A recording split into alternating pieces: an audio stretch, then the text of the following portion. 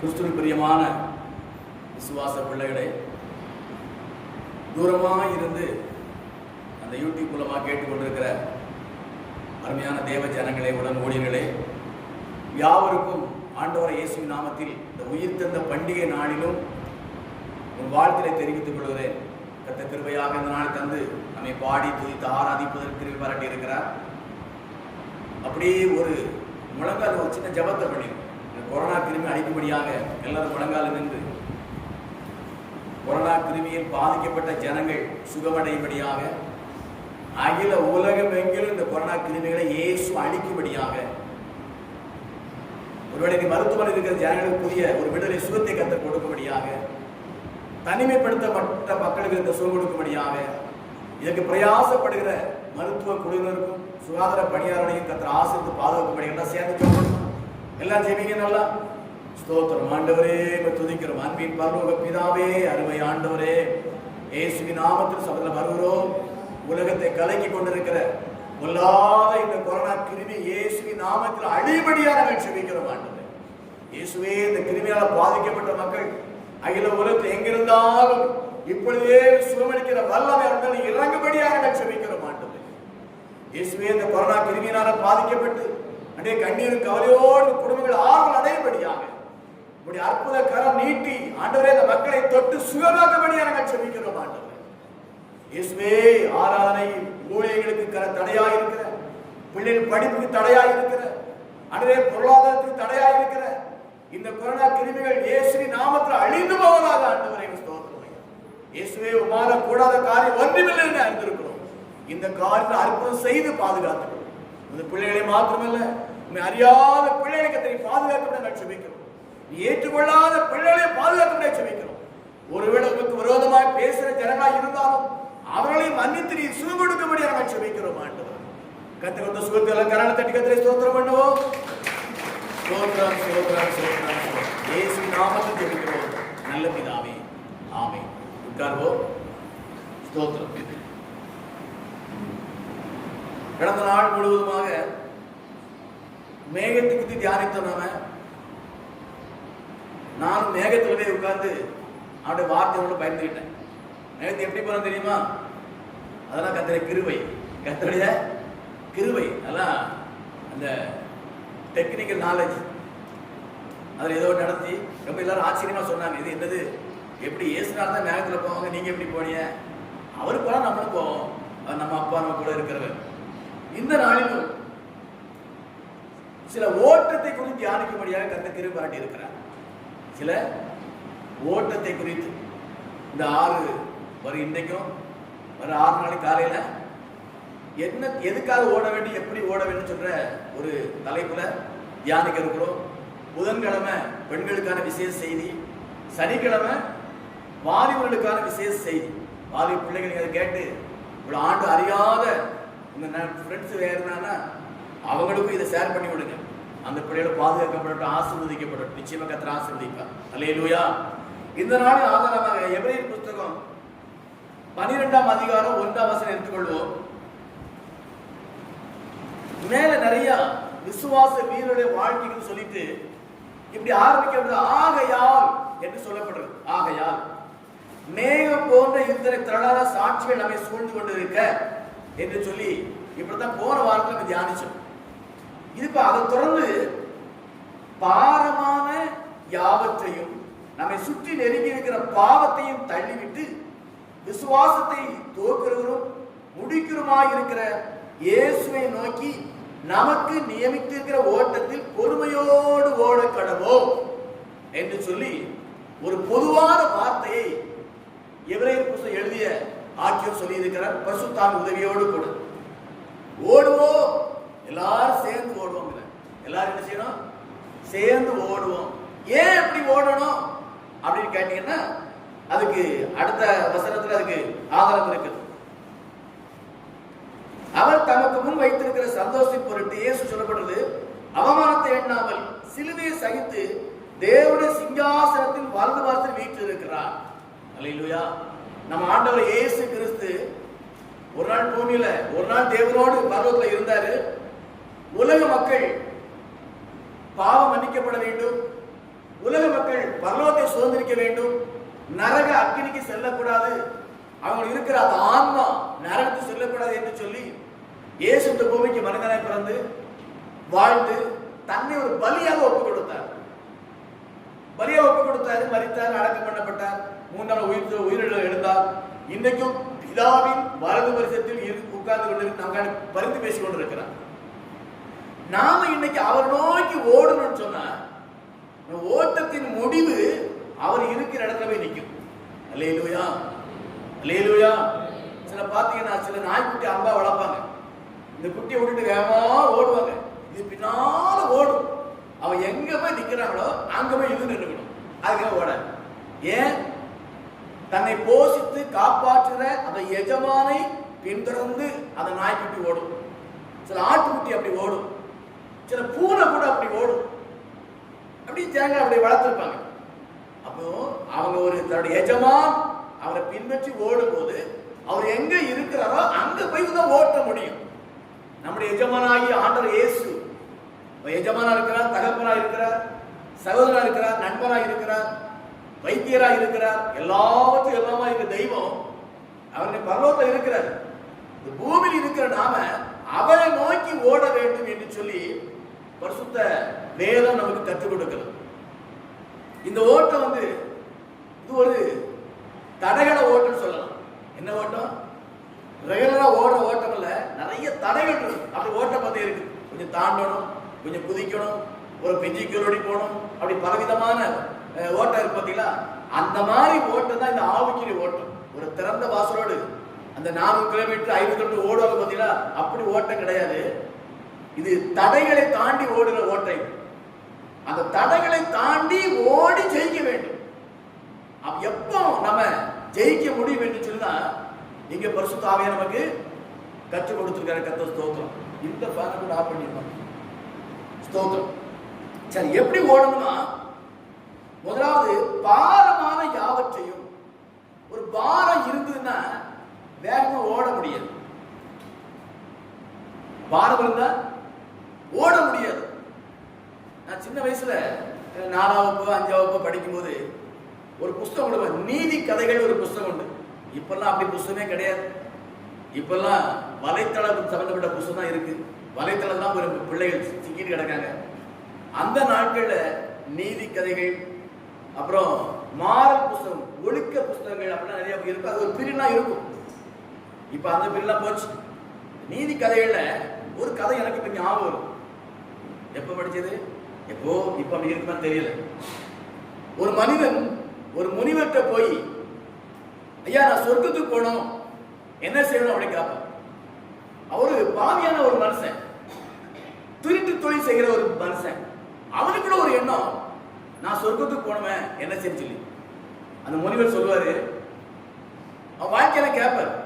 வாழ்க்கை கேட்டுட்டு, நான் அதிகமா பணம் சம்பாதிக்க வேண்டும், அதற்கு எதையும் செய்யலாம், கொலை கூட பண்ணலாம், திருடலாம், ஆனா பணம் சம்பாதிக்கணும், இப்படி நோக்கத்துல வாழ்ந்துட்டு இருக்கிறேன், அந்த பாவத்தை செஞ்சுக்கிட்டு இருக்கிறேன், அதெல்லாம் சொல்லிட்டேன். அப்ப அந்த முனிவர் 2 கல்லு பாறாங்கல தலையில வச்சுக்க வச்சுக்கிட்டான். நான் இந்த மலையை நோக்கி உச்சியிறங்கி போவேன், என் பின்னால நீ வரணும், நான் உச்சி போல நீ உச்சி வந்துட்ட அப்படின்னா சொர்க்கத்துக்கு போயிடலாம்ப்பான்னு சொல்லிட்டேன். இவ்வளவுதானே? நான் எவ்வளவு பெரிய ஆடு, 2 கல்லை தூக்கிட்டு முனிவர் பின்னால போனாரு. பாதி மலைக்கு போனோம்னா அவரை ஏற முடியல. சாமி முடியலையே அப்படின்னு. அப்படியா, ஒரு கல்லை கீழே போட்டுருவாங்க. ரைட், ஒரு கல்லை கீழே போட்டோன்னே கொஞ்சம் பாரம் குறைஞ்சிச்சு. திரும்ப பிரயாணம் போயிட்டே இருக்கு. 3/4 மலைக்கு போயாச்சு. சாமி முடியலையே அப்படின்னு. அந்த கல்லை கீழே போட்டுரு, கீழே போட்டாச்சு. இப்போ அப்படியே மேல போனா அந்த முனிவர் மலை உச்சிக்கு போயிட்டாரு, இவரும் மலை உச்சிக்கு போயிட்டாரு. நீ சொர்க்கத்துக்கு போயிடலாம்ப்பா அப்படி சொல்லிட்டாரு. ஏன் சாமி இந்த கல்லை தூக்கி சொன்னீங்க? ஒரு கல் நீ செய்த பாவம், நீ செய்த பாவம். இன்னொரு கல்லு பாவம் செய்தனால் வந்துட மன பாரம். இந்த பாவம் பாரமும் இருந்ததுன்னா நீ சொர்க்கத்துக்கு போக முடியாதுப்பா, இதுக்கு மேல என்ன செய்ய செஞ்சுக்கன்னு சொல்லிட்டான்.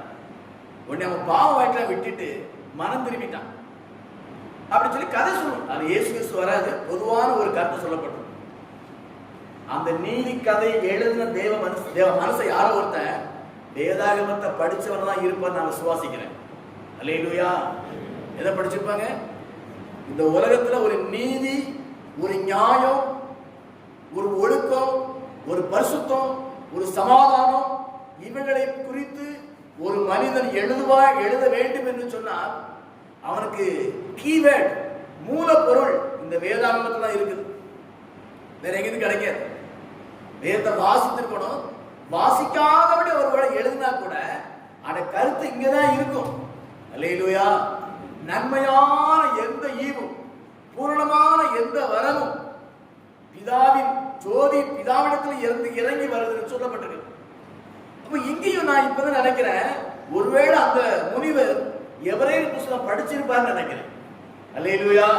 ஏன்னா இங்க என்ன சொல்லிருக்கு? இயேசு நோக்கி ஓடன்னு சொன்னா பாரமான யாவற்றையும் நம்மை சுற்றி நெருங்கி இருக்கிற பாவத்தையும் தள்ளிவிட்டு அப்பதான் ஓட முடியும்.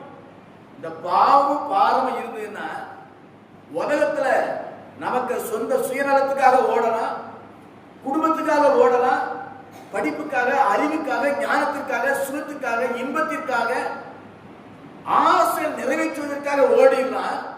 ஆனா பரலோகத்துக்கு போறதுக்கு அப்படி ஓட முடியாது. அல்லேலூயா. அல்லேலூயா. முதலாவது நம்மகிட்ட இருக்கிற பாரத்தை இறக்கணும். பாரத்தை என்ன செய்யணும்? இறக்கணும். நீங்க பாத்தீங்கன்னா இல்ல லூக்கா சுவிசேஷம் 21:34 வாசிங்க. லூக்கா சுவிசேஷம் 21:34 சொல்லி இருக்கிறது.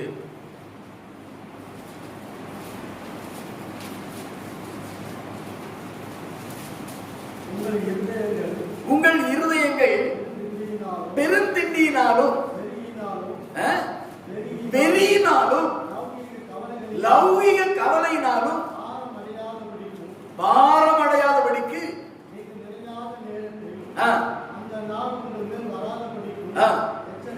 எச்சரிக்கையா இருங்கள் என்று சொல்லப்படுறது. அதாவது இந்த உலக பிரகாரமான பாரம் நம்மகிட்ட வரக்கூடாது. தேவையில்லாத உலக காரியத்தை சிக்கிக் கொள்ளக்கூடாது. அவசியம் இல்லாத காரியத்தை தலையிடக்கூடாது. உணவை குறித்தோ உடையை குறித்தோ பாரப்படக்கூடாது. நமக்கு தெரியும், என் தேவைகள் கர்த்தருக்கு தெரியும். என் தேவைகளை அவர் சந்திப்பார். என் தேவைகளை நான் பூர்த்தி செய்வதற்கு வேண்டிய வழிவாசனை எனக்கு திறந்து தருவார். அதுக்கு வேண்டிய உழைக்கிற வாய்ப்பை தருவார், வருமானம் தருவார். நாம் திருப்தியா இருப்போம். இதற்காக பாரப்படக்கூடாது. அல்லேலூயா.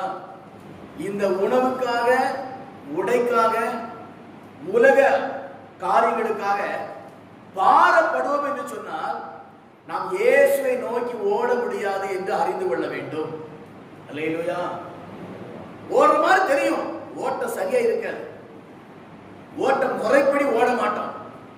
அந்த ஓட்டத்துல தேவனுக்கு பிரியமான அனுபவங்கள் காணப்படாது. மனமோன போக்குல போயிடும். மனமோன போக்குல போயிடுவோம். கர்த்தர் ஸ்தோத்திரம். இப்படிப்பட்ட காரியங்களை தான் சங்கீதகர் சொல்லியிருக்கார். சங்கீதம் 55:22 கர்த்தர் மேல் ஒரு பாரத்தை வைத்து விடு, நீ கலங்காத, பயப்படாத, திகையாத, அவர் எல்லாவற்றையும் பார்த்துக் கொள்வார். வாசிங்க. கர்த்தர் மேல் பாரத்தை வைத்து விடு, அவர் உன்னை ஆதரிப்பார். நீதிமானை ஒருபோதும் தள்ளாட விட மாட்டார். இயேசுவை ஏற்றுக்கொண்ட தேவனுடைய பிள்ளைகள் ஒருபோதும் நீங்க தள்ளாடுவதற்கு அவர் விடவே மாட்டார். பாரத்தை அவர் மேல வைங்க. நீ டாக்டர்கிட்ட போறீங்க அப்படின்னா ஏதோ ரொம்ப வியாதி இருக்கும், நீங்க கவலைப்படாதீங்கன்னு சொல்லுவாங்க. கவலை என்பது வியாதியை கொண்டு வரும். பாரம் என்பது இருதயத்தை அடைக்கும். ஹார்ட் அட்டாக் அதனால வரும். பாரமே படக்கூடாது. என்ன வந்தாலும் சரி, ஆண்டவரே ஸ்தோத்திரம், நீர் பார்த்துக் கொள்வீர் ஐயா என்று சொல்லி நாம் நீதிமான்களாய் வாழணும். மனபோன போக்கில வாழ்ந்துட்டு ஆண்டவரே பார்த்துக் கொள்ள சொன்னா அவர் பார்த்துட்டே இருப்பாரு. ஆனா ஒண்ணு நடக்காது. அவர் சொல்லிய வேத வசனத்தின்படி அவரை நோக்கி ஓடிக்கொண்டு இருப்போம் என்று சொன்னால் எந்த பாரம் வந்தாலும் சரி தூக்கி தூரப்பட்டு ஆண்டவரே பார்த்துக் கொள்ளும் சொல்லி ஓடுனீங்கன்னா அந்த பாரம் உங்களை பாதிக்கவே செய்ய. அல்லேலூயா. பிள்ளைகளை குறித்த பாரமா, பிள்ளை படிப்பு கொடுத்த பாரமா, திருமணம் கொடுத்த பாரமா, தொழிலை கொடுத்த பாரமா, ஏதோ வியாதியை கொடுத்த ஒரு பாரமா, எதுவா இருந்தாலும் எல்லாவற்றுக்கும் அவர் போதுமானவராக இருக்கிறார். எல்லாவற்றுக்கும் ஒரு போதுமானவராக இருக்கிறபடினால வார்த்தை அவர் மேல வச்சுட்டு லகுவான போனாதான் இயேசுவை பின்பற்றி சரியான ஓட்டத்தை ஓடி முடிக்க முடியும். அவர் இருக்கிற இடத்துக்கு அடைய முடியும். அல்லேலூயா, அல்லேலூயா. சோத்திரம். அதான் மத்தேயு சுவிசேஷம் 11:28 வருத்தப்பட்டு பாரம் சுமக்கிறவர்களே எல்லோரும் என்னிடத்தில் வாருங்கள், நான் இளைப்பாறுதல் தருவேன். இதற்கு ஆண்டு அறியாத மக்களை நினைப்போம். நான் சொல்ற இந்த வார்த்தை எனக்கும் பொருந்தும். நம்ம நினைப்போம் தெரியுமா? இயேசு அறியாத ஜனங்களுக்கு தான் அந்த வார்த்தை. வருத்தப்பட்டு பாரம் சுமக்கிறவர்களே எல்லோரும் என்னிடத்தில் வாருங்கள், நான் இளைப்பாறுதல் தருகிறேன். அது உண்மைதான். ஆண்டு அறியாத மக்கள் பாரத்தோடு இருக்கிறாங்க. அவன் ஆண்டு தேடி வந்தா இளைப்பாறுதல் கொடுப்பாரு. ஆனா விசுவாசிகளா இருக்கிற நீங்களும் ஊழியக்காரர் இருக்கிற நானும் கூட சில வேளை வருத்தப்பட்டு பாரம் சுமக்கிற சூழ்நிலை வருது. வருத்தப்பட்டு பாரம் சுமக்கிற சூழ்நிலை வருகிறது. என்ன செய்வதுன்னு தெரியாம தவிச்சுக்கிட்டு இருக்கிறோம். ஆனா ஆண்டவர் இருக்கிறாரு, ஏங்கிட்ட வா, நான் இளைப்பாறுதல் தருகிறேன். இன்னைக்கு இந்த அனுபவம், இந்த விசுவாசம் சிலர் கிறிஸ்தவருக்கு மறந்து போயிடும். என்ன செய்யறது? அங்க போவோமா, இவரை பார்ப்போமா, அவரை பார்ப்போமா, அவர்கிட்ட போனா காரியம் முடிஞ்சிருமா, இவனை பார்த்தா காரியம் முடிஞ்சிருமா? இது நம்முடைய அறியாமை, நம்முடைய அறியாமை. ஆண்டத்தில் இருக்கிற என்னிட்ட வா, என்கிட்ட வா. ஏற்கனவே உன் பாவத்தை சுமந்து தீர்த்திருக்கிறேனா? மீண்டும் நீ சில பாரத்தை சிக்கிக்கிட்ட உன்னுடைய சுயநலத்தினால, அது அறியாமைனால. ஆனாலும் இன்னும் உன் பாரத்தை சுமப்பதற்கு ஆயத்தமா இருக்கிறேன். பிளீஸ் வாங்க என்று சொல்லி ஆண்டோட அன்பு கரம் இன்றைக்கும் நீட்டப்பட்டுக் கொண்டிருக்கிறது என்பதை நாம் மறந்துவிடக்கூடாது. நாம் மறக்கக்கூடாது, நீங்க மறக்கக்கூடாது. அல்லேலூயா, அல்லேலூயா. இந்த பாரம்ல இருக்குன்னு சொன்னா கிறிஸ்துவ வாழ்க்கையில் உண்மையான கிறிஸ்துவனை வாழ முடியாது, வாழ விடாது, முடியாது. இதே நோக்கத்துல போயிட்டு இருப்போம், இதே புலம்பிட்டே இருப்போம். ஜெபத்தை மறந்துடுவோம், வேத வாசிப்பை மறந்துடுவோம், ஆலய கூடையை கூட மறந்துடுவோம். ஞாபகம் இருக்கும், ஆனாலும் அதை பார்க்கணுமே, அதை முடிக்கணுமே, அதை செய்யணுமே சொல்லி ஆண்டு சமூகத்தை மறக்கும்படியான சூழலை உருவாக்குவது பாரம். ஆனா எதை குறித்து பாரப்படாதீங்க. என்னத்தை மிஞ்சி மிஞ்சி போயிடும் நமக்கு? மிஞ்சி மிஞ்சி மிஞ்சி என்ன போயிடும்? உயிர் போகுமா? போயிட்டு போகுது. அப்பா வீட்டு போயிடுவோம். நம்ம எங்க போயிடுவோம்? ஒரிஜினல் அப்பா வீட்டு போய், இது அப்பா வீடு, அப்பா வீட்டு நிழல், இது ஒரிஜினல் அப்பா வீட்டு போயிடும். இந்த அனுபவம், இந்த விசுவாசம் நமக்குள்ள வந்ததுன்னா எதை குறித்து பாரப்பட மாட்டோம். அல்லேலூயா, அல்லேலூயா. பாத்தீங்கன்னா இந்த நரிக்குறவையான மக்களை பாருங்க. அவன் வீடு கிடையாது, வாசல் கிடையாது, அடுத்த ட்ரெஸ் எல்லாம் இருக்குமே தெரியாது. ஆனா பாருங்க, வாழ்க்கை சந்தோஷம் போயிட்டு இருக்கோம். ஒன்றை குறித்து கவலைப்பட மாட்டேன். நான் வாட்ட போக போயிட்டே இருக்கும். எது குறித்து எனக்கு கவலை இல்லை, எது குறித்தும் கவலை இல்லை. ஒரு சம்பவம், ஒரு பெரிய கோபுரத்துல பள்ளிகள்லாம் சேர்ந்து மேல யாரு ஏறுதான்னு சொல்லி அவங்களோட ஒரு போட்டி வச்சாங்க. நிறைய நூற்றுக்கணக்கான பள்ளியை ஏறிச்சுதான். கொஞ்ச தூரம் போன கீழே பள்ளி, இதுக்கு மேல போவாத, கீழே விழுந்துருவேன் அப்படின்னு சொல்லிச்சான். பாதி பள்ளி அப்படி கிளையாகி வந்துச்சு. அதுக்கப்புறம் கொஞ்சம் பேருக்குது. அதுக்கப்புறம் லாஸ்ட் சொல்லிச்சான், இதுக்கு மேல போவாத, தலை சுத்து கீழே வந்து அப்படிச்சான். அதுவும் இறங்கிட்டான். ஒரே ஒரு பள்ளி மட்டும் அவாட்டில் மேல போயிடுச்சான், மேல போயிட்டான். இதுக்கு எப்படி தைரியம் வந்துச்சு அப்படின்னு கேட்கும்போது அந்த பள்ளியோடைய அண்ணன் ஒருத்தர் நான் சொன்னானா, என் தம்பிக்கு காது செவிடு, என் தம்பிக்கு காது செவிடு, நீ கீழே விழுந்துருவ சொன்னீங்க பத்தியா, அது அவன் காதுல கேட்கல, அதான் பண்ண போயிட்டான். காதுல கேட்டாலும் பயந்து போய் இறங்கிட்டான். நீ கேட்கலாம், நீ போயிருக்கலாம். அல்லேலூயா. பாரமான செய்திகளை சிந்தைக்கு கொண்டு வரக்கூடாது, பாரமான கால இருத்துல கொண்டு வரக்கூடாது, பாரப்படும் சத்தத்தை நான் கேட்கக்கூடாது. உன்னால முடியாது, என்ன செய்ய போறியோ சத்தம் கேட்கவே கூடாது. அவிசுவாச வார்த்தை சிந்தைக்கு கொண்டே போகக்கூடாது. அவிசுவாச வார்த்தை என்னைக்கு மனசுக்கு கொண்டு வரவே கூடாது. கர்த்தர் பாரத்தை வைத்து விடு. அல்லேலூயா, அல்லேலூயா. அந்த கல்லு அந்த முனிவரை பின்பற்றி போன ஒருத்தர் என்ன பார்த்தீங்களா, ஒரு கல்லை கிளப்பட்ட மாதிரி இன்றைக்கு உங்க உள்ளத்துல எந்த பாரம் இருந்தாலும் ஒரு கருத்தை துறப்பட்டு சுமக்காதீங்க. உங்களால் சுமக்க முடியாது. அதை சுமக்கிறால் உங்களுக்கு நிம்மதி இருக்காது, சமாதானம் இருக்காது, சந்தோஷம் இருக்காது. பாரம் இருந்தா மேலும் பாரம் பாரம் பாரத்தான் இருக்க முடியும், விடுதலையே இருக்காது. தூக்கி தூரப்படுங்க இயேசு நாமத்தினால. பண பிரச்சனையா, தொழில் பிரச்சனையா, குடும்ப பிரச்சனை எதுவா இருந்தாலும் தூக்கி தூரப்படுங்க.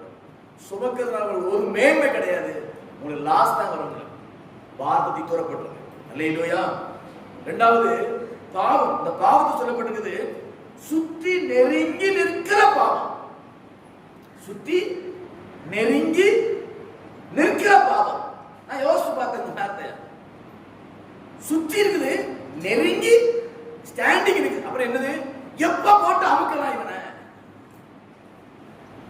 பாவம் எப்படி நிக்குது, வேதத்தை வாசிக்கும் போது கடகடான்னு வாசிக்கணும், திரும்ப அதை அசைப்படணும். ஒவ்வொரு ஸ்டெப்பா ஒவ்வொரு வார்த்தையா தியானிச்சு சொன்னா புதிய புதிய கருத்துக்கள் கிடைக்கும். நான் யோசிக்க சொன்னேன், பாவம் என்ன செய்யுது, சுற்றி, அதுக்கப்புறம் நெருங்கி, அதுக்கப்புறம் ஆயத்தமா நிக்குது.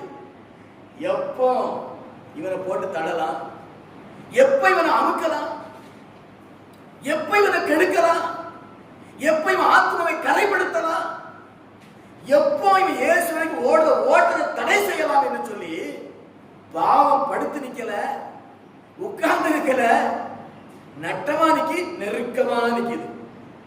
புரிந்து கொள்வேன்னு நினைக்கிறேன். பாவத்துக்கு ரொம்ப பேச நான் விரும்பல, உங்களுக்கு தெரியும்.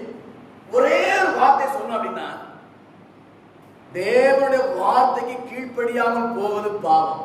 இதுல எல்லாம் முடிஞ்சிடும். பாவம்னா கொலை, கொள்ளை, விபச்சாரம், களவு, பொய், இதெல்லாம் அடிக்க வேண்டிய அவசியம் இல்லை. நீ கர்த்தருடைய பிள்ளைகள், வேத அறிந்த தேவனுடைய பிள்ளைகள், வேதம் வாசிக்கிறவர்கள், நீங்க சத்தியத்தை நல்லா கேட்கறீங்க. நீங்க கர்த்தர் கிருபையினால நல்ல சத்தியம் கேட்கறீங்க. கேட்கிற சத்தியத்துக்கு கீழ்ப்படியாமல் போகும்னு சொன்னா அதுதான் பாவம். இந்த பாவம் நமக்குள்ள இருந்துன்னு சொன்னா இயேசுவை பின்பற்றி ஓட முடியாது, ஓட விடாது. ஒன்னு காலை பிடிச்சு இழுக்கும், ஒன்னு கையை பிடிச்சு இழுக்கும், ஒன்னு இடுப்பை பிடிச்சு இழுக்கும், ஒன்னு கழுத்தை பிடிச்சு இழுக்கும். ஓட முடியுமா? முடியவே முடியாது. கபடி நாட்டில் போவான் பார்த்தீங்களா, எல்லாரும் பிடிச்சிருவான். பிடிச்சு அடிக்க முடியுமா? தப்ப பார்ப்பான், முடியல போட்டு அமைக்கிடுவான். ஒருத்தன் அவன் 5-6 போட்டு அமைக்குவான். ஆனா பாவம் 5-6 இல்லை, அது கோடிக்கணக்கான பாவம் இருக்கிறது. கோடிக்கணக்கான பாவம் இருக்கிறது. இந்த பாவம்லாம் நம்மளை கட்டி இருக்கிறதுனாலதான் நம்ம இயேசுவின் பிரியமா வாழ ஆசைப்படுறோம், ஆனா முடியாம போயிடும். அநேகர் உண்டு. தீர்மானம் எடுப்பீங்க, காசு எவ்வளவு சொல்றாரு, இன்னைக்கு கோயில போய் நம்ம ஏதாவது வேலை பார்த்துட வேண்டியதான். எங்க அம்மா அப்பா எப்படி சொல்றாரு, இனிமே நான் ஒழுங்கா ஜெபம் பண்ணிட வேண்டியதான், வேதம் வாசிக்க வேண்டியதான். இதெல்லாம் தீர்மானங்கள் வரும், ஆனா ஃபெயிலியர் ஆயிடுது. ஏன்? பாவமாகிய அந்த பாவம் போட்டு இழுக்குது நம்மளை கீழே. அல்லேலூயா. என்ன செய்யுது? இழுக்கிறதுனால கர்த்தரை நோக்கி ஓட முடியல. நான் சொல்றேன், உங்களை குறித்து நீங்களே வெட்கப்பட்டு இருக்கீங்க. ஒரு சிலர் உங்க ஆவிக்கிற வாழ்க்கை வெட்கப்பட்டு இருக்கிறீங்க. நீங்க தனிமையில் அழுகின்ற மக்கள் கூட்டம் உண்டு. என்னால ஏன் கர்த்தர் பிரிய வாழ முடியல, ஏன் கர்த்தரை பின்பற்றி வாழ முடியல, நான் ஏன் தேவன் கர்த்தரை பயப்பட முடியலையே என்று சொல்லி பாரப்படுற மக்கள் இருக்கிறீங்க, அழுகிற மக்களுக்கு இருக்கிறீங்க, வேதனைப்படுற மக்கள் இருக்கிறீங்க. ஒன்றை தெரிந்து கொள்ளுங்கள், வேதத்துக்கு கீழ்ப்படியாத ஒரு அனுபவம் இருக்கிறபடினால் மொத்த பாவமும் உங்களை நெருக்கி கொண்டிருக்கிறபடினால ஓட முடியல. வேற எங்கெல்லாம் ஓடுவோம், அங்க மட்டும் ஓட முடியாது. ஏன்னா பாவம் அதை மட்டும் தான் தடுக்கும். பாவம் என்ன செய்யும்? இயேசுவை நோக்கி போற பத்தில அந்த வழியை மட்டும் தான் தடுக்கும் பாவம். வேற எல்லா வழியும் திறந்த வாசல், எல்லா வழியும் திறந்த வாசல், தடையே கிடையாது. நான் நேற்று அந்த வீடியோ எடுக்குது மேப் போயிட்டு வரும்போது இருட்டிட்டு நானும் தம்பி யோசுவா வந்தோம். பைக்கு சரு சரு சரு மேக்க போகுது. என்ன மாஸ்டர் சாரை கடைக்கு போறாங்கப்பா, என்ன ஸ்பீடு, என்ன வேகத்துல 1/1 வண்டி போயிட்டே இருக்கு. தேவாலயத்துக்கு வருவதற்கு ஆட்கள் விருப்பம் இல்லை. ஏன்? பாவம் அவர்களை தடை செய்கிறது, பாவம் இருதயத்தை கடினப்படுத்துகிறது. அதே நம்முடைய வாழ்க்கையிலையும் அருமையான தேவ பிள்ளைகளை, பாவம் இருக்குன்னு சொன்னா எல்லா வேலையும் ஒழுங்கா நடக்கும், ஆவுக்கிற வேலை மட்டும் நடக்காது. எல்லா பக்கமும் ஓடுவோம், இயேசு நோக்கி மட்டும் ஓட முடியாது. சோர்வா இருக்கும், பலவீனமா இருக்கும், நிவிசாரமா இருக்கும். நாளைக்கு பாப்போம் அப்படின்னா சொல்லிட்டு இருக்கோம். மற்ற காரியம்லாம் எவரடி உடனே செய்வோம். ராத்திரி பகல்னு பாராதபடி நைட்ல 1 மணிக்கா போவோம், காரியம் முடியணுமே. அதிகாலை 3 மணிக்கா போவோம், வேலை முடியணுமே. சாப்பிடலையே பரவாயில்ல, பிற சாப்பிடலாம், அதை போய் பார்ப்போம். எல்லாம் ஓடுவோம். ஆண்டவரை இயேசுவை நோக்கி ஓடுவதற்கு நமக்கு சோர்வு ஏற்படும், நிவிசாரம் ஏற்படும், பிற பார்ப்போமே சொல்லுவோம். அது காரணம் வேற ஒண்ணு இல்லை, நம்மை சுற்றி நெருங்கி நிற்கிற பாவம். சொல்லுங்க, எப்படி நிக்குதா? சுத்தி க்ளோஸா ஸ்டாண்டிங் ஆயத்தமா நிற்கும். ஓட்ட பத்தி ஓட நிப்பாங்க, இந்த முட்டை அப்படி வச்சு நிப்பாங்க பாருங்க. விசில் அடிச்சோட சடங்கு அதாவது ஓட பார்த்தீங்களா? உங்களையும் என்னையும் அமுக்குவதற்கு பாவத்தை ஆயத்தமா இருக்கிறது. இந்த பாவத்தை உதறி தள்ளணும். இந்த பாவத்தை இயேசு நாமல மிதிச்சு தள்ளணும். இது இன்னும் சொல்ல போனா காரி துப்பி தள்ளணும் இந்த பாவத்தை. அப்பதான் இயேசு நோக்கி ஓடுற ஓட்டம் லகுவா இருக்கும், இல்ல கஷ்டமா இருக்கும். அல்லேலூயா, அல்லேலூயா. சொல்ல புரியுதா உங்களுக்கு? எல்லாம் இவ்வளவு நான் சின்ன பாப்பேன், எவ்வளவு கஷ்டப்பட்டு வேலை பார்க்குறீங்க நீங்க. சில ராத்திரி பகல்னு பாராம, வெயில்னு பாராம, மழைக்கு பாராம, பனின்னு பாராம, சாப்பிடாம படிக்கிற பிள்ளைகள் உண்டு, உழைக்கிற மக்கள் கூட்டம் உண்டு. இரவு பாராம எங்கேயோ ஒரு காத்து போனா போயிடுவோம்.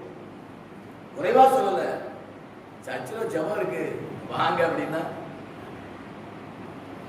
என்ன சொல்லுவோம்? நாளைக்கு பார்க்க போங்க, அடுத்த வாரம் பார்க்க விடுவோங்க. உங்களுக்கு புரியுதா?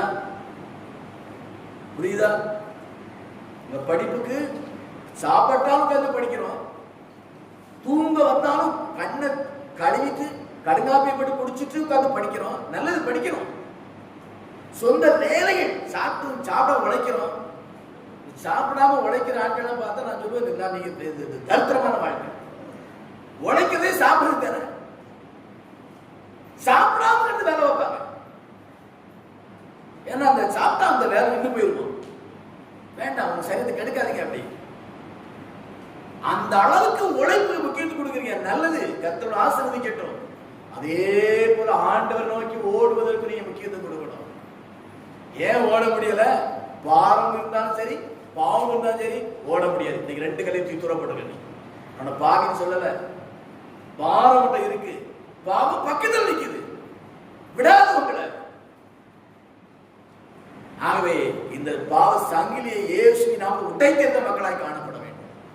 இயேசு நோக்கி ஓடுவதற்கு திறந்த வாசலை கர்த்தர் வைத்திருக்கிறார். அந்த வாசலை நோக்கி நீங்க ஓடணும். கர்த்தர் விரும்புற, கர்த்தர் ஸ்தோத்திரம். அதுக்கப்புறம் பாத்தீங்கன்னா,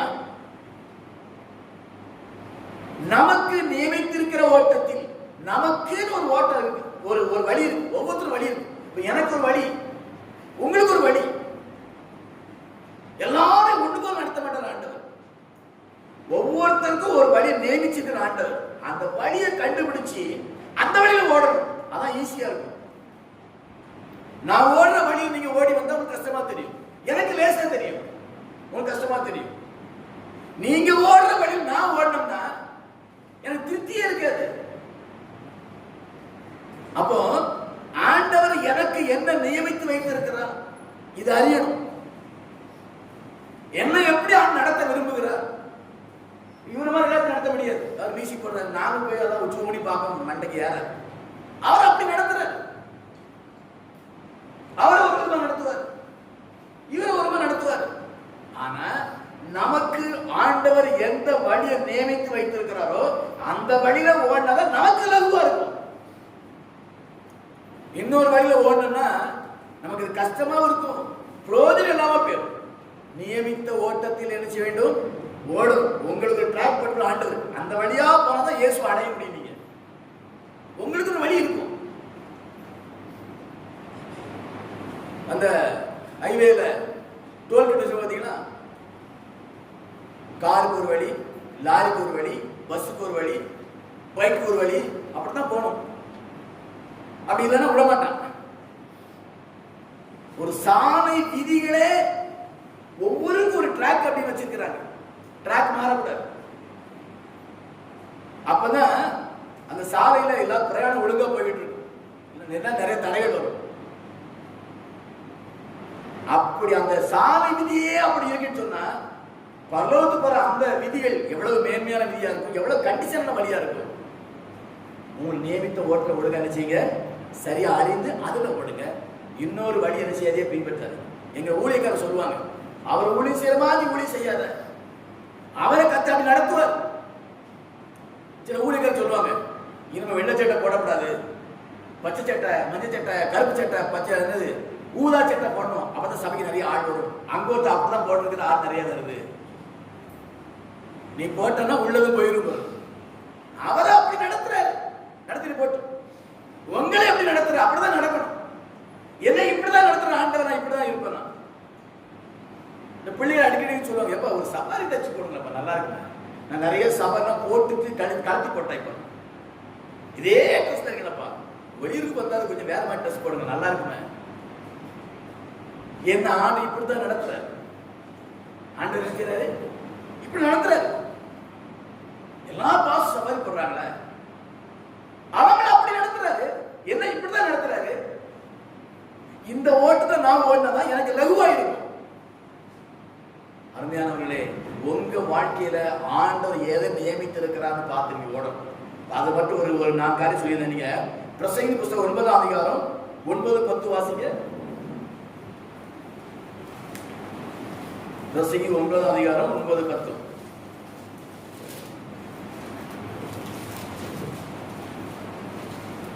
சூரியனுக்கு கீழே தேவன் உனக்கு நியமித்திருக்கிற மாயையான நாட்களில் எல்லாம், அருமையானவர்களே நல்லா கவனிங்க, 798வது பக்கத்தில் இருக்கு.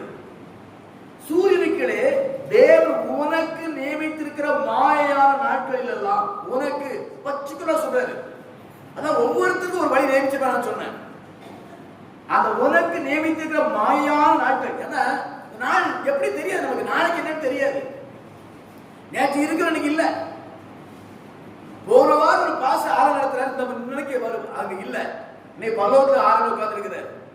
போன வாரம் ஆள நடத்துறாரு, போன மாசம் ஆள நடத்துற பாஸ் நீங்க இல்ல, பலோக ஆள கலந்துட்டு இருக்கிறாங்க. ஆகவே இந்த மாயான உலகத்தை அறிய வேண்டும். இது தெரியாமதான் இன்னைக்கு உலக மக்கள் 5 வருஷம் 10 வருஷம் 50 வருஷம் கழிச்சு உள்ள தேவையில இன்னைக்கே சேர்த்து வைப்பாங்க. 5 நிமிடத்துல வாழ்க்கை முடிஞ்சு போயிடும். நமக்கு நீங்க நியமிக்கப்பட்டிருக்கிற இந்த மாயான நாட்களெல்லாம் நீ நேசிக்கிற மனைவியோடு நிலையில்லாத ஜீவ வாழ்வை அனுபவி. இங்க இருக்கிற வாழ்க்கைய குடும்பத்துல சந்தோஷமா இல்லான்னு சொல்றாரு. அல்லேலூயா, அல்லேலூயா. நம்ம ஆண்டு சொல்லியிருக்கிறாருங்க, இது மாயான உலகம் உனக்கு நேமிச்சு வச்சிருக்கிறேன், நாட்களை நேமிச்சு வச்சிருக்கிறேன். இந்த நாட்கள்ல நேசிக்கிற மனைவி, ஏன் அப்படி சொன்னாரு? நேசிக்காத மனைவிகள் இருக்குமோ? சகோதரர் சந்தோஷமா இருக்குதா? வீட்டுல சொல்லுங்க, இங்க வாங்க பைபிள் எடுத்து வாசிங்க சொல்லுங்க. அதே மாதிரி நீங்க நேசிக்கிற கணவன், அதே மாதிரி வாவி பிள்ளைங்க நேசிக்கிற ஒரு தாய் தகப்பன், இவங்க கூட இந்த ஜீவ வாழ்க்கை அனுபவி. நிலையில்லாத உலகப்பா, ஒரு தகப்பு கூட நேரம் செலவழி, ஒரு தாய் கூட நேரம் செலவழி. ஒரே படிப்பு படிப்பு படிப்பு உச்ச ஊறி நிக்காத, உழைப்பு உழைப்பு உச்ச ஊனாத.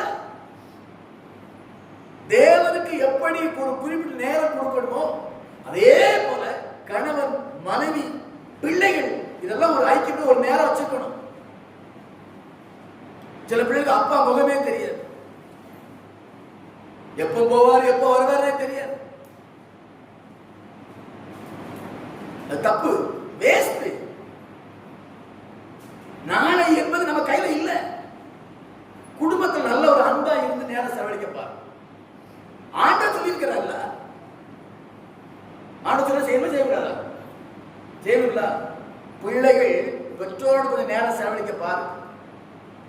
பெற்றோர்கள் பிள்ளைகளோடு கொஞ்சம் நேரம் செலவழிக்க. கணவன் மனைவி கொஞ்சம் நேரம் செலவழிக்க.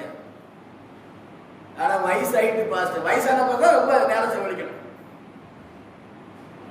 ஏன்னா சீக்கிரமா முடிய போகுது, ஓட்டம் வந்து முடிய போகுது. நான் வாலிபா இருக்க பாஸ்டர், கொஞ்ச நேரம் கழிச்சு நேசிக்கலாமா? வாலிபெல்லாம் மாயை, உலக மாயை. குடும்பத்துல ஒன்னா உட்கார்ந்து நேரம் செலவழிங்க. சில வீட்டை சொல்லுவாங்க, ஒன்னா உட்கார்ந்தே சண்டை வந்துருது பாஸ்டர் அப்படிம்பாங்க. அதுக்காண்டே ஒன்னா கூட பயமா இருக்கு. ஒன்னா கூடும்போது பொருளாதாரத்தை பத்தி பேசாதீங்க. எங்க போனாலும் பொருளாதாரத்தை பத்தி பேசினா பிரச்சனை வரும். நீங்க ஒரு குறிப்பிட்ட நேரம் கணவன் பிள்ளைகள் இருக்கும் போது பண வரத்தை பத்தி பேசாதீங்க, பண தேவையை பற்றி பேசாதீங்க, வருமானத்தை பத்தி பேசாதீங்க. ஒருவருடைய சுகத்தை பத்தி பேசுங்க, அன்பை பத்தி பேசுங்க, எல்லாரும் இயேசு பத்தி பேசுங்க, வேத வசனத்துக்கு பேசுங்க. சண்டையே வருமா? வருமா? என்ன பிரதர், இயேசு இருக்கிறார். இந்த வசனம் எல்லாம் எடுங்க, எல்லாம் பைபிள் எடுங்க. 798 எல்லாரும் எடுத்துக்கிடுங்க. சகோதரர் சகோதரி இப்படி எல்லாரும் எடுத்துக்கிடுங்க. அந்த 9ஆம் வசனம் மேல கையை வைங்க. எல்லாரும் சேர்ந்து வாசிக்கணும். சூரியனுக்கு கீழே தேவன் உனக்கு நியமித்திருக்கிற மாயான நாட்கள் எல்லாம் நீ நேசிக்கிற மனைவியோடு நிலையில்லாத இந்த ஜீவ வாழ்வை அனுபவி. இது குடும்ப முகாமில் பேசக்கூடிய வார்த்தை. கர்த்தர் உங்களை ஞாபகப்படுத்தி இருக்கிறார். ஃபேமிலி கேம்ப்ல பேசக்கூடிய வார்த்தை. இதை வச்சு நிறைய பேசலாம். நான் சுருக்கமா சொல்றேன். ஒரு நாளைக்கு ஒரு முறையாவது எல்லாரும் சேர்ந்து உட்கார்ந்து கொஞ்ச நேரம் ஆண்டவரை பத்தி பேசுங்க. ஒருத்தரோட தேவைகளை பேசுங்க, தேவைய பேசுங்க, பிள்ளைங்க தேவையை பத்தி பேசுங்க. தேவை சொன்னா அதுக்காண்டி எனக்கு 25,000 ஒரு செல்போன் வேணும்னு சொல்லாதீங்க. அந்த கூட்டமே சண்டையில தான் முடியும், அந்த ஐக்கிய சண்டையில தான் முடியும். அதை பேசாதீங்க. உங்களோட சரீர தேவைகள், ஏதாவது ஆசைப்பட்ட தின்பண்டங்கள், ஸ்நாக்ஸ், ஒரு உணவு, இதெல்லாம் உங்களுக்கு தேவை இருக்கும். அதை பேசுங்க, அதுல செயல்படுங்க. குடும்பம் சந்தோஷமா இருக்குங்களா? சந்தோஷமா இருக்காதா? இருக்கும். எல்லாருமே படிக்க போறோம், வேலைக்கு போறோம், உனக்கு ஏதோ செய்யறோம். ஆனா கண்டிப்பா நம்ம எல்லாரும் ஒரு இடத்துல தான் என்ன செய்வோம், நைட்ல தங்குவோம். நம்ம வீட்டுல எல்லாம் ஒன்னா இருக்கும், ஒன்னா கூடிவோம். கொஞ்ச நேரமாவது உட்கார்ந்து பேசுங்க. அது பெரிய மகிழ்ச்சி, பெரிய ஆசீர்வாதம் இருக்குது. நம்ம இருதயம் நல்லா ஒற்றுமை சேரும். அது அந்த மகிழ்ச்சிக்கு அளவே கிடையாது. நீங்க வீட்டு சில கேட்பாங்க, என்ன பிள்ளைதான் கை பிடிச்சு போச்சு, ஒரு தேர்வுக்கிட எப்படி நேரம் போகுது? நாங்க 2 பேரும் இருக்கிறோம், ஏசப்பா கூட இருக்கிறாரு, ஜாலியா நேரம் போகுது. எப்படி நேரம் போகுது கேட்பாங்க. எப்படி உங்களுக்கு நேரம் போகுது? 2 பேரும் கீழே, 2 பேரும் ஒன்னா இருக்கிறோம், ஒரே வீட்டுல இருக்கிறோம், சந்தோஷமா இருக்கிறோம், மகிழ்ச்சியா இருக்கிறோம். ஒரு பாரம் ஒண்ணு கிடையாது. இந்த நியமித்த இந்த மாயான நாட்களில் குடும்பத்துல நல்ல ஒரு உறவும் ஐக்கியமா இருக்கு. மனம் விட்டு பேசுங்க. ஒருகிட்ட ஒரு குறை இருந்தா கூட அதை சரிப்படுத்திக்கிடலாம். ஒருத்தர் தவறு இருந்தா அதை சீர்படுத்திக்கிடலாம். தேவையை அறிஞ்சுக்கலாம். தேவை என்ன செய்யலாம்? அறிஞ்சுக்கலாம். ஒருத்தர் பிரச்சனை அறிஞ்சுக்கலாம். அவருடைய விசுவாசம், அவருடைய எதிர்கால திட்டங்கள் இதெல்லாம் அறிஞ்சுக்கிடலாங்க. ட்ரை பண்ணி பாருங்க. அல்லேலூயா. ஐயா நான் தனியா இருக்கிறேனே, தனியா யாருமே இந்த உலகத்துல கிடையாது, இயேசு கூட இருப்பாரு. அல்லேலூயா. இயேசுவோட நேரம் செலவழிங்க. எப்பா அப்படின்னா பேசுங்க. எப்பா எப்படி இருக்கீங்க கேளுங்க, அவர் இயேசுப்பட்ட கேளுங்க. அப்புறம் அவர் கேட்பார், நீ எப்படிமா இருக்க அப்படிப்பாரு. எவ்வளவு சந்தோஷமா இருக்கும். இயேசுவின் சோமர்கள் கேட்கலாமா? கேட்டானே எவ்வளவு நெருக்கப்படுத்தா தெரியுமா? நீ இருக்கிற உலகத்துல கிறிஸ்தவ ஆட்கள் வர வரத்தை பார்த்து இயேசு கிறிஸ்து உள்ள ஒன்றுமே இருக்கிறாரு. உங்க வார்த்தை, உங்க துதி, உங்க ஜெபம் அவளை ஆர்வப்படுத்தணும். சில கிறிஸ்தவர்களுடைய பண்ற அட்டூழியத்திலையும் அயோக்கியத்தனத்திலையும் இயேசு அப்படி இன்னும் நெருங்கி நொறுக்கப்பட்டு இருக்கிறார், வேதனைப்பட்டு இருக்கிறார். நீ அப்பா இப்படி இருக்கேன்னு கேட்டா அந்த வேதனை அவருக்கு மாறும். நான் நினைக்கிறேன் அப்படி. பேசுங்க, தனியா பேசப்பட பேசுங்க. அவர் உங்ககிட்ட பேசுவாரு. ஆனா அது என்ன மகிழ்ச்சி, சண்டை இல்லாம முடியும், சந்தோஷம் முடியும். அந்த கூட்டம் செப கூட்டம் அது அருமையா சொல்லி இருக்கிறார் பாருங்க. அது சொல்லிட்டு நீ சூரியனுக்கு படுற பிரயாசத்தும் பங்கு தான். என்ன பிரயாசப்பட்டாலும் இந்த குடும்பம் ஐக்கியமா இருக்கிறதா அது மேன்மையான அழகர் ஒண்ணு கிடையாது. சொல்லிட்டு 10வது செய்யும்படி உன் கைக்கு நேரிடுவது எதுவோ, செய்யும்படி உன் கைக்கு நேரிடுவது எதுவோ அதை உன் பலத்தோடு செய். நீ போகிற பாதாளத்தில் செய்ய வித்தையும் அறிவு ஞானம் இல்லையே. பாதாளம் சொல்லி இருக்குது, சரியான மொழிபெயர்ப்பு. நீ போகிற கல்லறை, நீ போகிற மரணம், அங்க ஒண்ணு கிடையாதுயா. ஒண்ணு கிடையாது. நினைச்சு பாருங்க, நினைச்சு பாருங்க. அது குறித்து அங்க சிந்தனை கிடையாது, அங்க அறிவு கிடையாது, ஞானம் கிடையாது. இப்படிப்பட்ட ஒரு மரணத்துக்குள்ள போக போறோம். இது பாதாளம் சொல்லி இருக்குது. இது பொதுவான வார்த்தை, நமக்கு அது கிடையாது. ஆனா கல்லறைக்கு போவோம் நம்ம, அங்க ஒண்ணும் கிடையாதுங்க. அங்க போய் மனைவி பிள்ளைகள் நினைச்சிட்டு தேட முடியாது, பேச முடியாது. அதுக்கு முன்பாக இந்த சந்தோஷமான வாழ்க்கை வாழுங்க. அதற்கு கர்த்தர் நியமித்த நாட்டிலே பயன்படுத்திக் கொள்ளுங்கள். அல்லேலூயா, அல்லேலூயா. வெளியில பிள்ளைகள் இருக்கிறாங்களா, கொஞ்சம் பேசுங்க. ஆனா கெட்டி விட்ட பிள்ளைகிட்ட கொட்ட பிள்ளை போய் பேசாதீங்க, பிரச்சனை வந்துடும். பேசுங்க, அளவா பேசுங்க. நல்லா இருக்கியா, ஜெபம் பண்ணியா, சாப்பிட்டியா, மருமகன் நல்லா இருக்கிறாரா, பேரப்பிள்ளை நல்லா இருக்கா, அதோட ஆமீன் போட்டுருங்க. அதுக்கு மேல போனா சொற்களின் மிகுதியினால் பாவம் இல்லாமல் போகாது. ஏதாவது பிரச்சனை வந்துடும். பிள்ளைகிட்ட பேசுங்க, பெற்றோட பேசுங்க, கர்த்தர் ஆசீர்வதிப்பார். அல்லேலூயா. 1 நாளாகமம் 16 சொல்லி இருக்கிறது. 1 நாளாகமம் 16:4.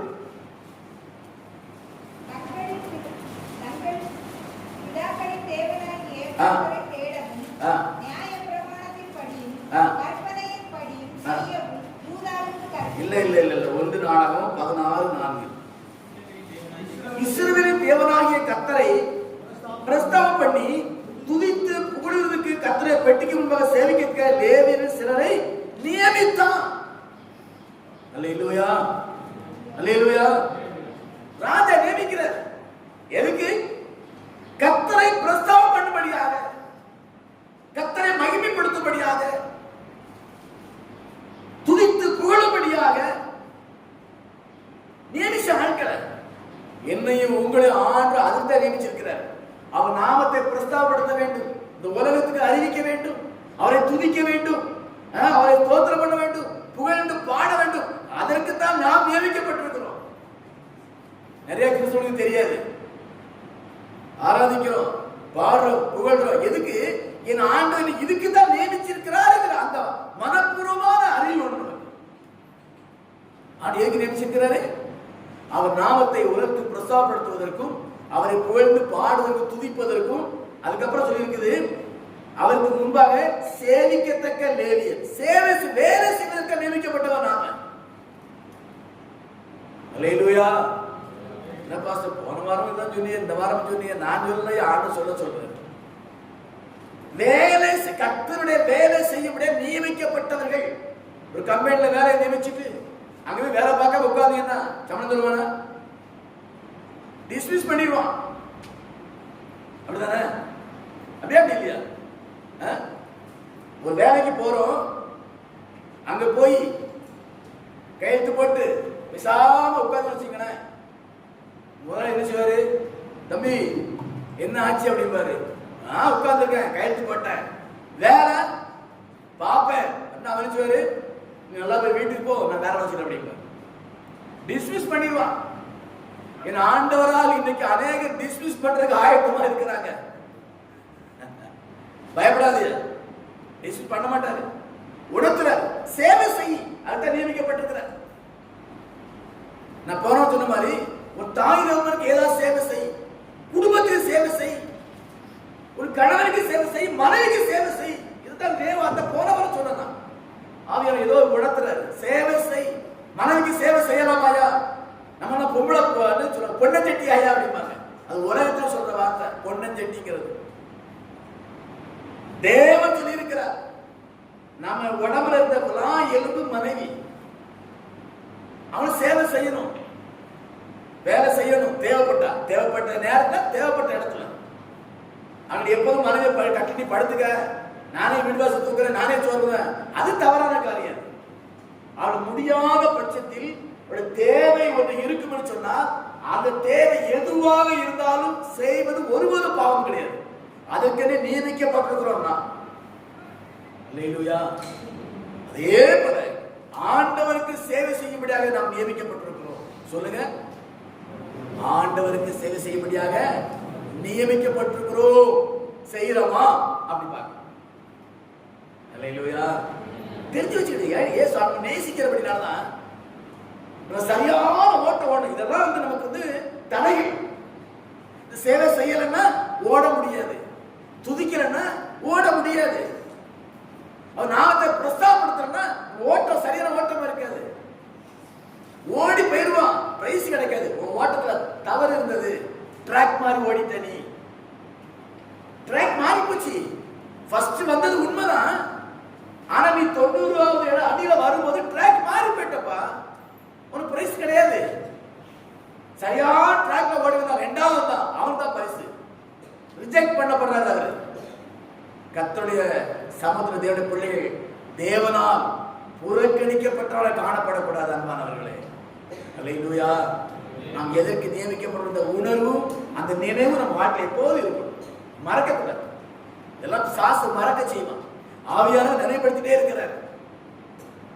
சாசு மறக்க, மாம்சம் மறக்க செய்யும், ஆவியானவர் உணர்த்திக்கிட்டே இருக்கிறார்.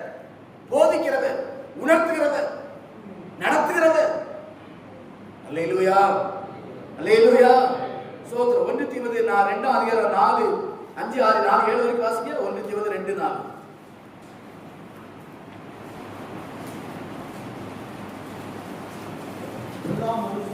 எல்லா மனுஷரும் ரட்சிக்கப்படவும் சத்தியத்தை அறிகிற அறிவை அடையவும் அவர் சித்தமுள்ளவராய் இருக்கிறார்.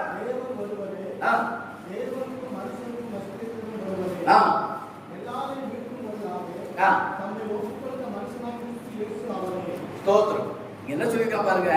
1 தீமோத்தேயு 2 அதிகாரத்துல 4ஆம் வசனம் சொல்லி இருக்குது. 1 தீமோத்தேயு 2 திரும்ப வாசி. எல்லா மனுஷரும்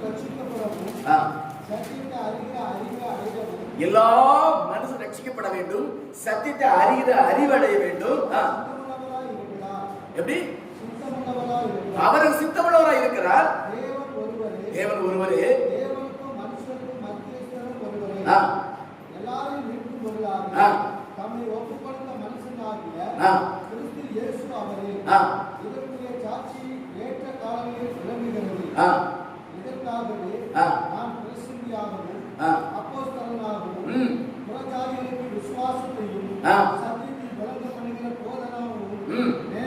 நியமிக்கப்பட்டிருக்கிறேன்.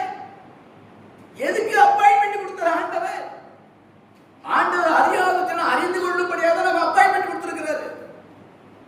அதுதான் ரட்சித்திருக்கிறாரு. நம்ம மானச என்ன சொல்லுது? நீ ரட்சிக்கப்பட்டிருக்கிற, ரட்சிப்பை காத்துக்க, நீ ஜெபம் பண்ணு, நீ பைபிள் வாசி, நீ பரலோகம் போயிடலாம். அது உண்மைதான். ஆனா பாதியா உண்மை. தேவன் நம்ம அப்பாயின்மெண்ட் கொடுத்ததே அவர் நாமத்தை இந்த பூமியில் பிரஸ்தாபப்படுத்துவதற்காக தான் நமக்கு அப்பாயின்மெண்ட் கொடுத்திருக்கிறார். நம்முடைய ஒர்க்கு அதுதான். ஸ்தோத்திரம். அதே இடத்துல 1 தெசலோனிக்கேயர் 3 அதிகாரம் 3 வசனம் வாசிங்க. 1 தெசலோனிக்கேயர் 3:3.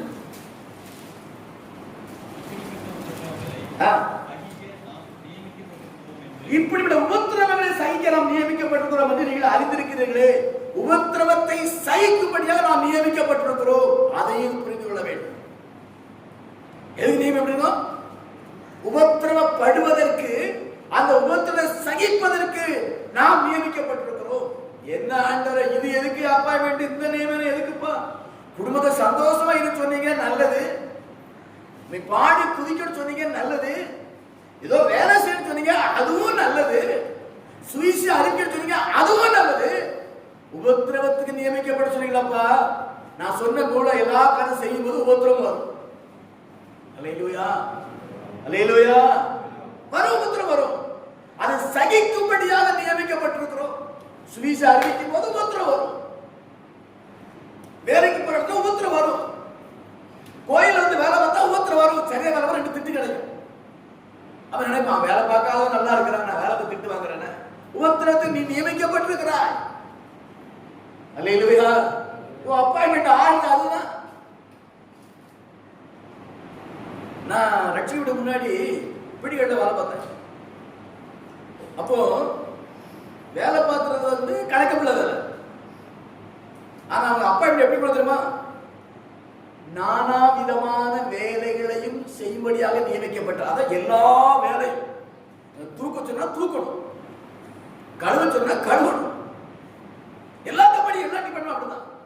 எந்த கம்பெனி வேலை போல கையெழுத்து வாங்க பத்தியில படிக்க மாட்டோம். கையெழுத்து போடுமா வேற கடையில் படிக்க மாட்டேன். என்ன படிச்சுக்கணும்? என்ன வேலை சொன்னாலும் செய்யறேன், எவ்வளவு சம்பளம் கொடுத்தாலும் வாங்கிக்கிடுவேன், எப்ப வேலைக்கு வர சொன்னாலும் வருவேன், எப்ப வீட்டுக்கு போனாலும் வீட்டுக்கு போவேன். இப்படிதான் நான் எழுதி இருக்கோம். நம்ம படிக்க மாட்டோம். அப்பாயின்மெண்ட் ஆர்டர் அப்படித்தான் கொடுப்பாங்க. அல்லேலூயா, அல்லேலூயா. என் ஆண்டவர் இயேசு நமக்கு அப்பாயின்மெண்ட் ஆர்டர் அப்படித்தான் கொடுத்திருக்கிறாரு.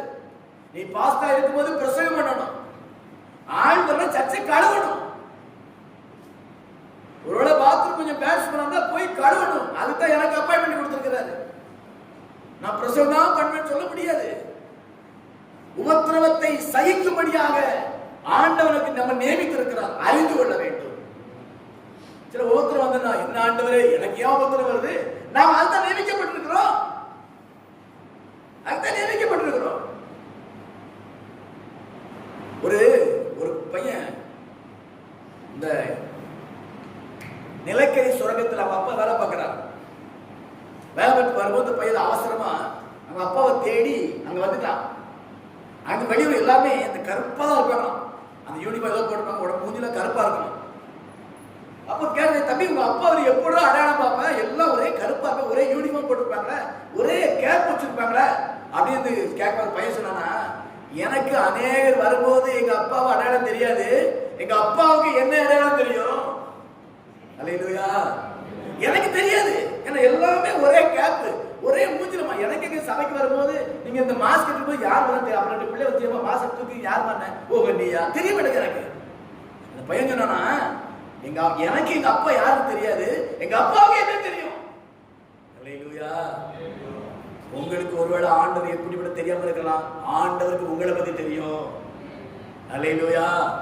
உபத்திரவத்துக்கு நியமிக்கப்பட்டிருக்கிறோம். ஏன் அப்படின்னு பாத்தீங்க அப்படின்னா, அப்போஸ்தலர் 14:22 வெளிப்பட்ட 7:14 உபத்திரவத்தின் வழியாக நாம் பரலோகத்துக்கு போறோம்.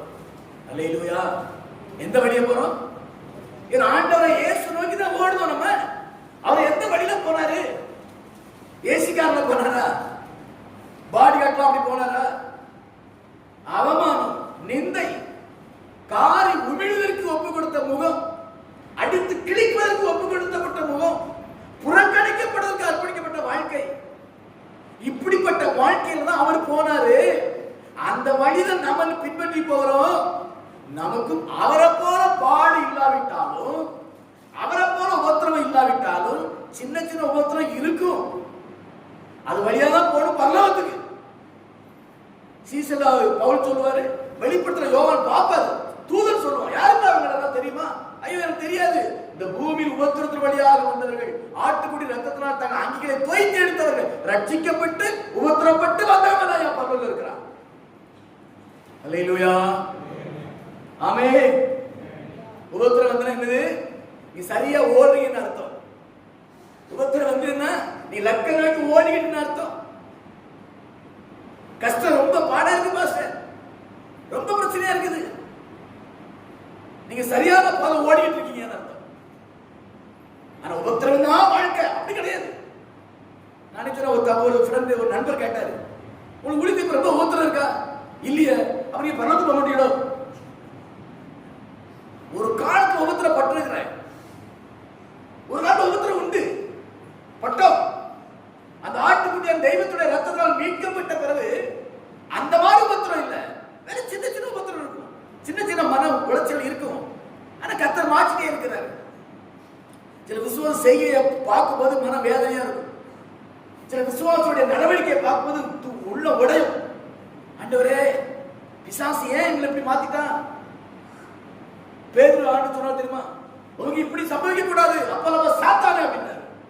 அப்ப பிசாசு பேதுரு ஏக்கிட்டு இருக்கிறான். இதை போல சில விசுவாசிகளுக்கு பிசாசு ஏக்கிட்டு இருக்கிறான். இவங்க அடிபடிச்சிடுறாங்க. நினைப்பது உள்ள உடையத்தான் செய்யுது. இது கஷ்டமா தான் இருக்கு. ஜெபம் பண்ணுவேன், அவ்வளவுதான்.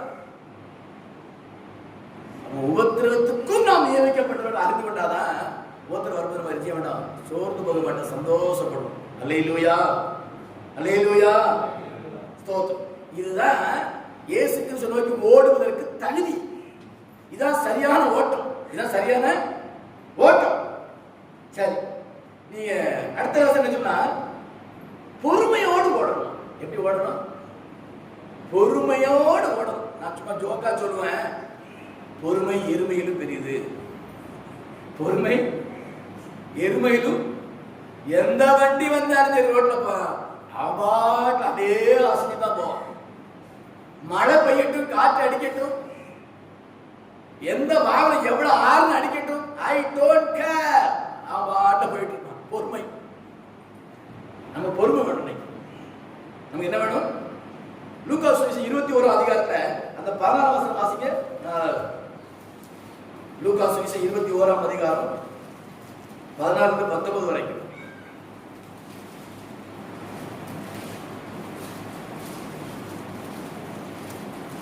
பெற்றோராலும் சகோதரராலும் பந்து ஜனங்களாலும் சிநேகிதராலும் காட்டிக் கொடுக்கப்படுவீர்கள். உங்களில் சிலரை கொலை செய்வார்கள்.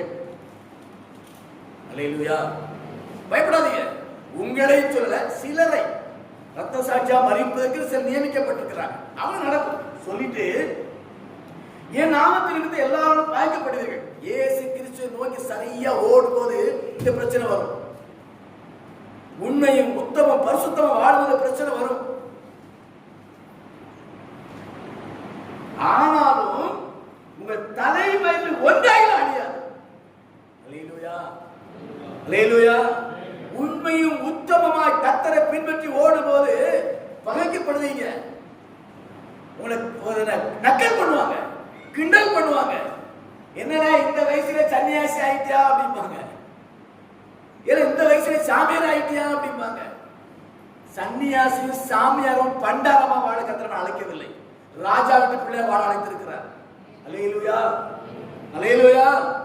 ராஜாவின் பிள்ளைகள், இளையகுமார், ராஜகுமாரர்கள், ராஜகுமாரத்திகள். யுத்தம் வந்ததுன்னா இந்த ராஜகுமாரன் யுத்தத்துக்கு போவான். சில வேளை அவனும் காயப்படுவான். அல்லேலூயா. சாதாரண குடிமகனா இருந்தா பிரச்சனை இல்லை. ராஜகுமாரனா இருந்தா காய்ச்ச மரத்துல கல்லு விழு சொல்லுவாங்க பாத்தீங்களா.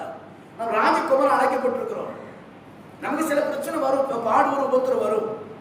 ஆனாலும் உன் தலையில் ஒரு முடி கூட கிழவிடாத கதை சொல்லி இருக்கிறார். ஸ்தோத்திரம். உங்கள் பொறுமையினாலே உங்கள் ஆத்மாவை காத்துக் கொள்ளுங்கள். பொறுமையிலும் ஆத்மாவை காத்துக்கணும். பொறுமை இல்லைன்னு சொன்னா ஆத்மா கரைபட்டு போயிடும். பொறுமை இல்லைன்னா ஆத்மா கெட்டு போயிடும். பொறுமை இல்லைன்னா தோற்று போயிடுவோம். பொறுமை இல்லாம செயல்பட்டா சிலர் தேவையில்லாத அவச்சொல்லி படிச்சொல்லி தேவையில்லாம சந்திப்போம். கர்த்தருக்காக அவச்சொல் வருவது பாக்கியம். முட்டாள்தனமா செயல்பட்டு அதனால நிந்தைகள் வரும்போது, அதனால உபத்திரம் வரும்போது அது கர்த்தரேப்பட்ட பாடு கிடையாது, கொழுத்து போய் வாழும் அந்த பாடு. நம்ம நடைமுறை தமிழ் சொன்னா கொழுத்து போய் செயல்பட்டதனால் வருகிற உபத்திரவம், அது கர்த்தர் பொறுப்பு கிடையாது. அல்லேலூயா. பொறுமையோடு இருந்தோம்னு சொன்னா ஆத்மா காக்கப்படும். பொறுமையோடு இருந்து செய்யணுமா?